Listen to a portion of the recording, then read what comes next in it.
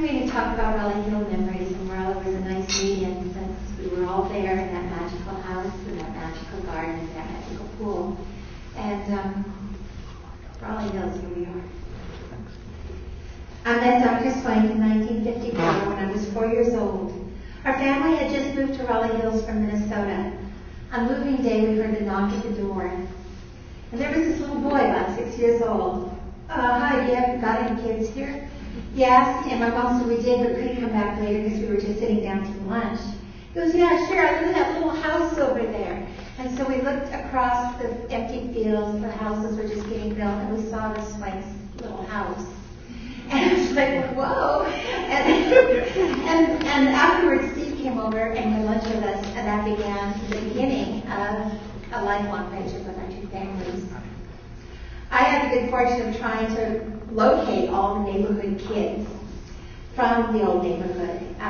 It seems impossible that we're now 50, 60-year-old, that we're grandparents and parents ourselves, that here we are.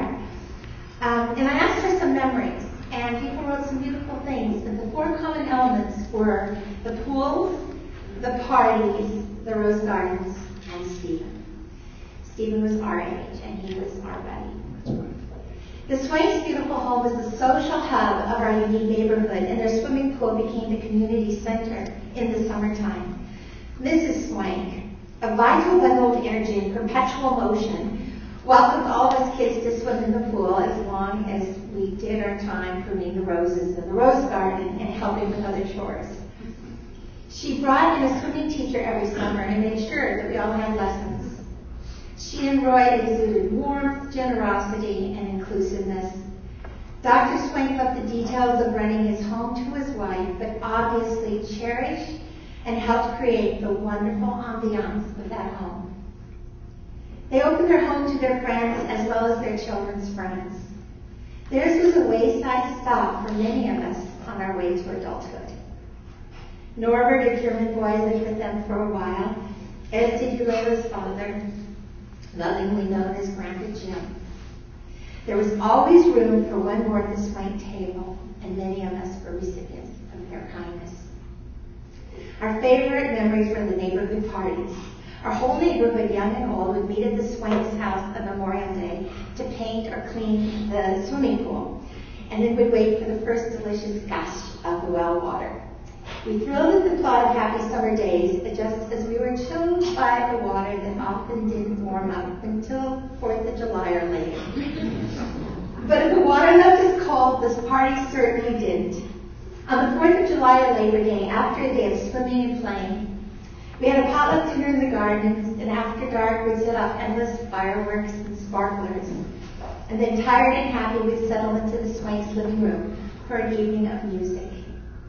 Tom Daly would play the piano. My dad, Jan Muller, would play the violin, and Roy played the sax. They played jazz and popular songs.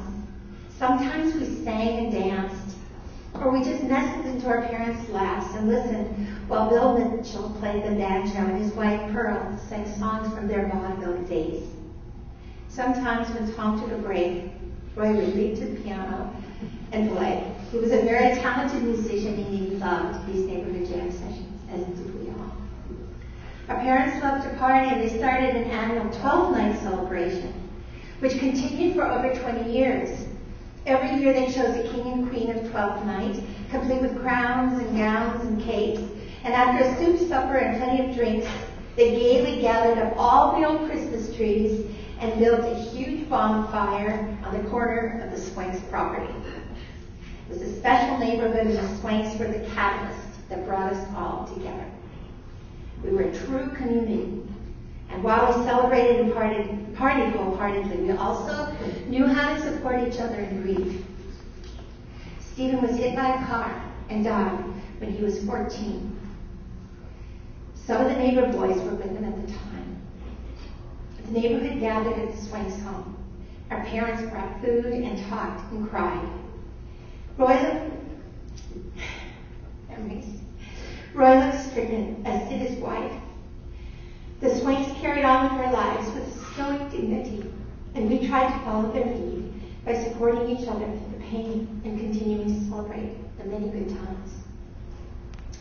So today, thank you, Dr. and Mrs. Swank, Roy and Leila, for creating the perfect environment for a community of neighbors to flourish and grow. You set an example that many of us have tried to emulate in our own families and our own communities in this new millennium. It's harder nowadays.